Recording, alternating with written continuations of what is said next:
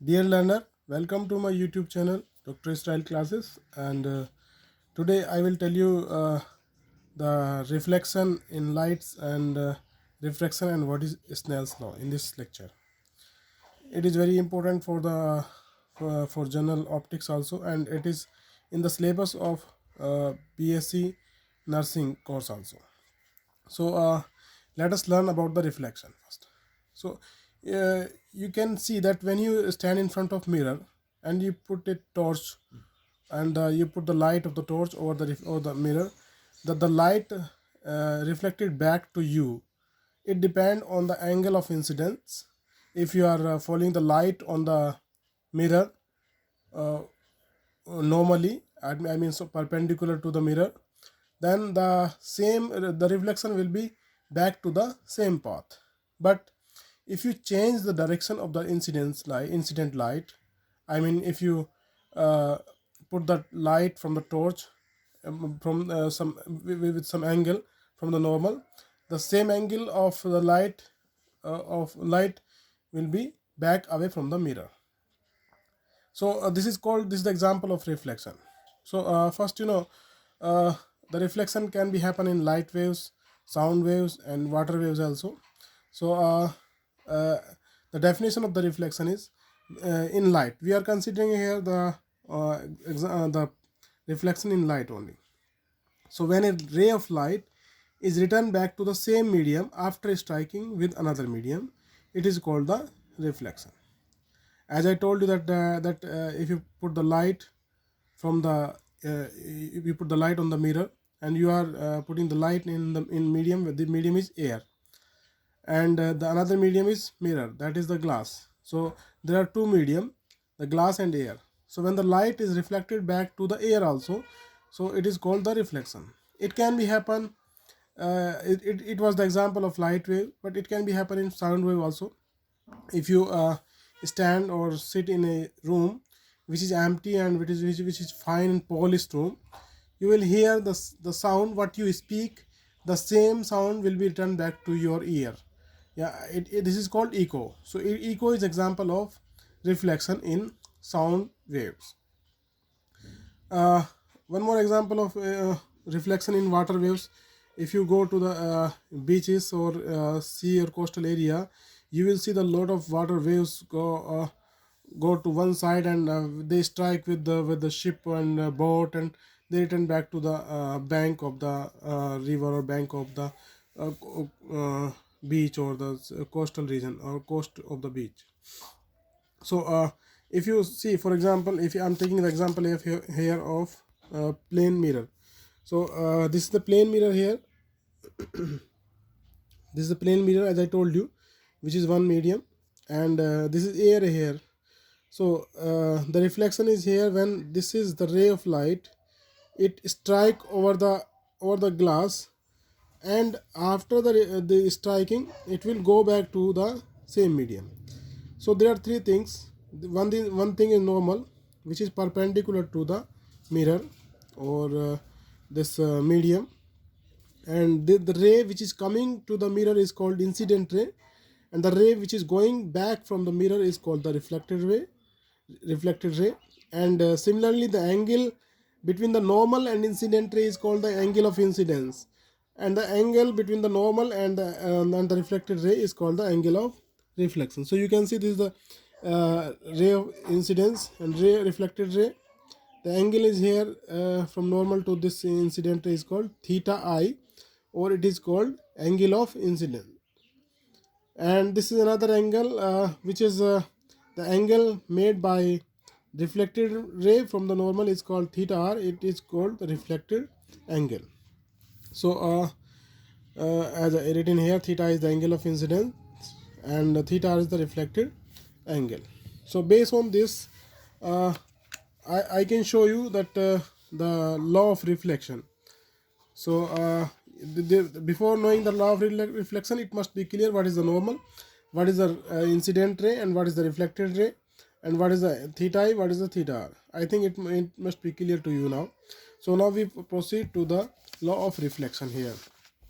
So you can see here there are some certain laws which is called law of reflection.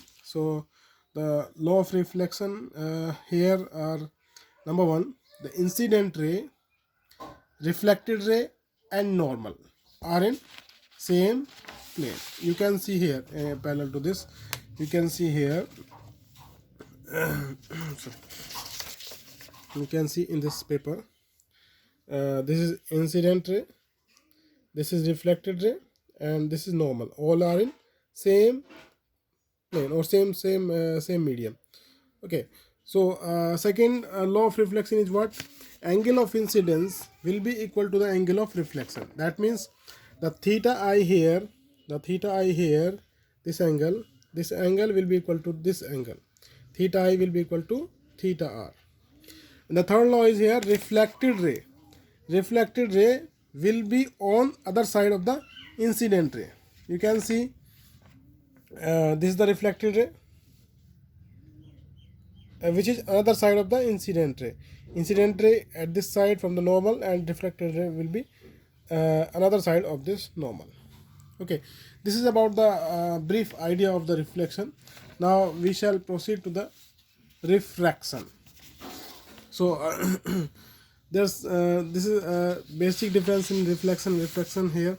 In reflection, the light or the ray of light or sound or whatever will be reflected back to the same medium. But in that refraction, the light ray will pass, or the ray of optics, light ray, sound waves or water waves, will pass to the another medium. Okay, so this is the basic difference between the reflection and refraction. So when the ray of light pass to another medium, it deviates from its original path. I mean, it changes its path. So this change of path by the light is called the refraction. You can I will show you some example here of the refraction, but you can write first: when a ray of light travels from one medium to another medium, it deviates from its original path, and this deviation of the light from its original path is called the refraction.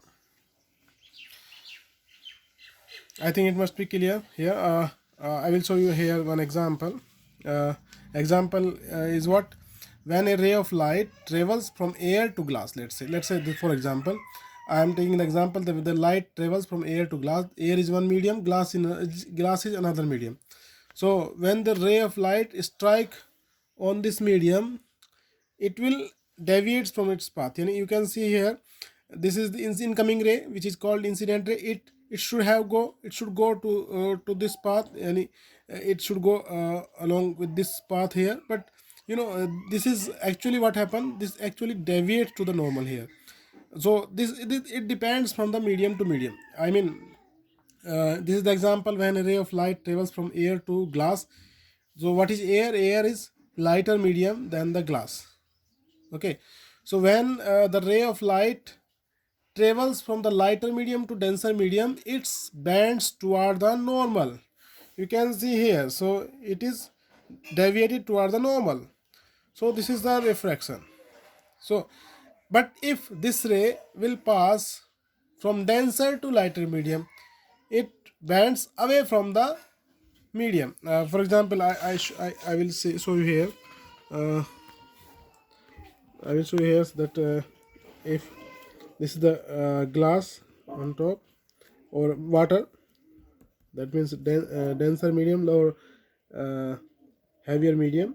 So if this is the normal, when the ray of light falls to this way, it bends away from the normal. Then it means it changes the direction, and it will bend away from the normal when it is moving from the denser to lighter medium. So this is the example of refraction here, right?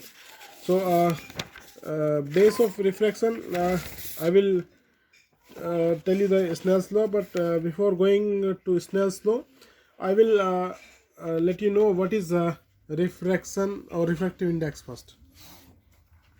So refractive index is what?